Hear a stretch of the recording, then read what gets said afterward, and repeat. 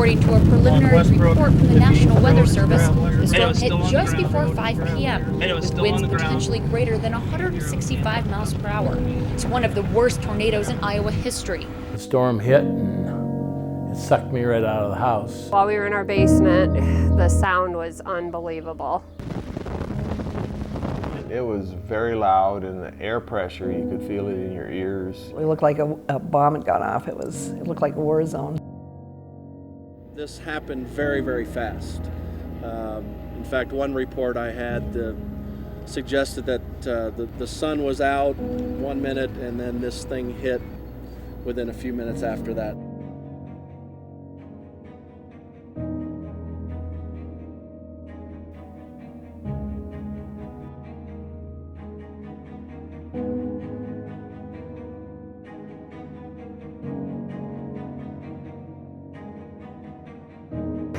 God, we won't be out.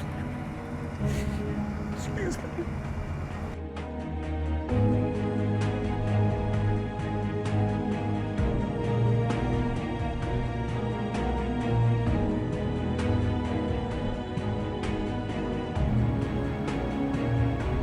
May 25th, the tornado hit at 5 o'clock in the evening. You can hear them, it's like a train rumbling. And you hear that noise coming like there's a freight train coming at you. It probably lasts anywhere from 90 seconds to 2 minutes and then it's gone. But those 2 minutes are 2 minutes of hell for the people who are right in its path. It smelled gassy, it smelled like wet wood, it smelled like insulation. I mean, technically a tornado is just air that's moving, in a cyclonic or anticyclonic way. It's spinning air.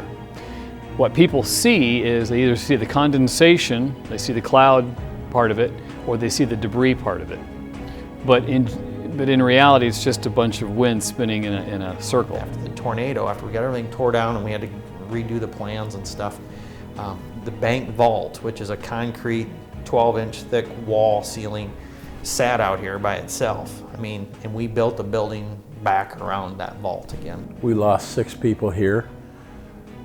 But if you'd have told me the next day it was 206, I would have believed you because it looked that bad. The thing I remember most about it was our graduation was a week before. So the first thing after I was here and I saw the destruction that day, I know 2 things.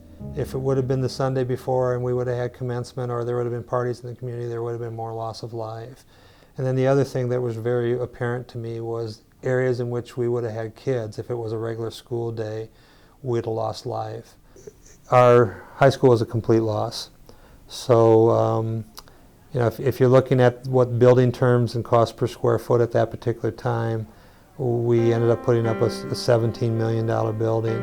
And so that's not counting the loss of to the facilities around here. Our football field had to be fencing, scoreboards, bleachers, all those things. So probably anywhere to $25 to $30 million, by the time that you had everything back and in place that it's supposed to be. I owned 2 lots where the old house was, and the old house was right on the edge of one of the property lines, so I bought the next lot. And this house now sits in the middle of the 2 lots.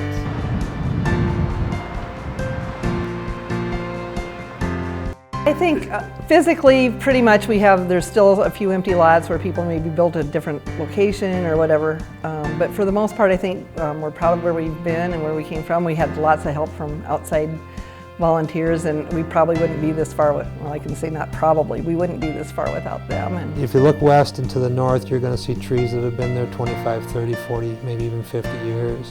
But as you look to the south and southwest, you're going to see it looks like a new subdivision, and you're going to see the small trees, the growing trees, the saplings and things that have been only growing for 2-3 years. It doesn't surprise me because this town is pretty resilient. And tomorrow will be 5 years, and to see how far it's came back is just unbelievable.